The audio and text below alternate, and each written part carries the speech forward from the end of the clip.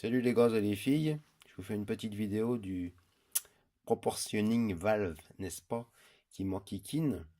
Je l'ai démonté entièrement pour voir comment ça fonctionnait, pour essayer de comprendre par rapport au texte ce qui se dit. Donc nous avons ici le capuchon, n'est-ce pas, qui va sur le côté de la metering valve qui est ici et qui se situe donc pour les freins avant. C'est-à-dire que lorsque la pression depuis le mètre-cylindre est suffisante, ça pousse ici le piston avec le ressort et ça libère le liquide qui lui sort par les trous qu'on voit pas très bien, je vous l'accorde, avec le flouté. Si j'approche comme ça, oui.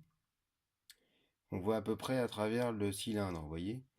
Donc les trous font passer le liquide de frein. Ensuite, ici, on a ce qu'ils appellent en English the spool, n'est-ce pas? Qui lui permet, et se situe quand la pression est équilibrée, il permet de signaler en fait le défaut d'équilibrage en partant d'un côté ou de l'autre à l'intérieur du proportioning valve.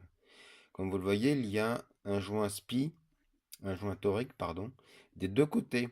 Donc, ce qui veut dire que le liquide ne peut pas s'échanger entre l'avant et l'arrière du mètre-cylindre. En, en, en dehors de ça,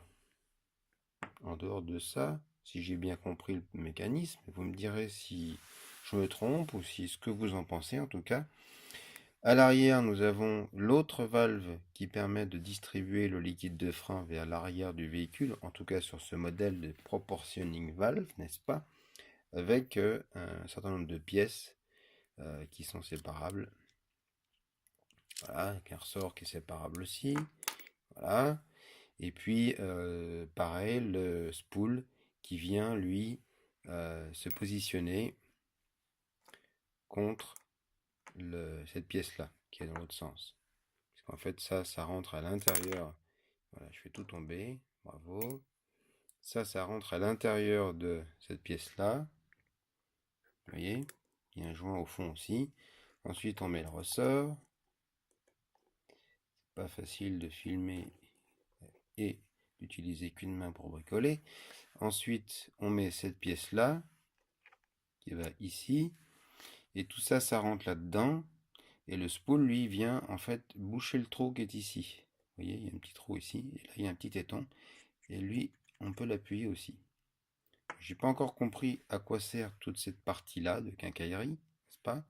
En dehors du fait que comme c'est une proportioning valve, il doit limiter le débit à l'arrière. Mais c'est tout ce que j'ai compris pour l'instant.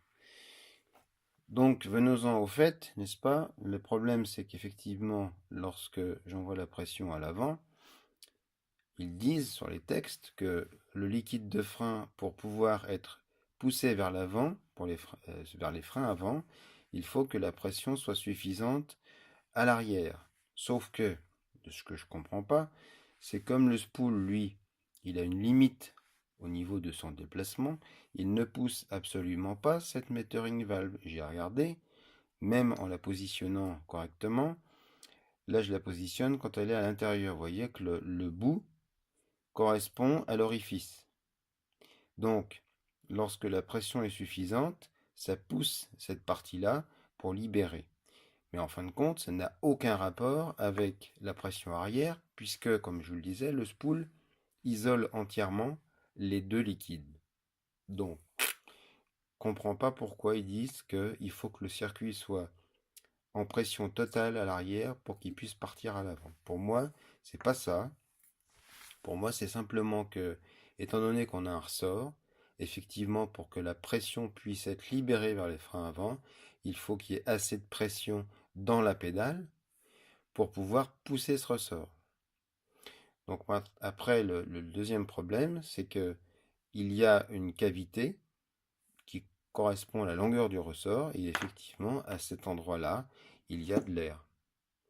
Donc j'ai trouvé la solution pour l'instant que je testerai avec la prochaine proportioning valve, puisque comme vous le voyez, j'ai pété le petit joint là, hein, il est cassé. Quand je desserrerai cette vis là, je vais pouvoir libérer le liquide de frein et par là même purger. D'ailleurs, je me demande si cette vis-là, elle n'est pas faite pour. Voilà. Quant à l'arrière, ce que je vais faire pour tester avec la prochaine proportioning valve, j'ai fait un adaptateur et là je vais le souder, je vais mettre de la soudure à l'étain à l'intérieur pour le boucher.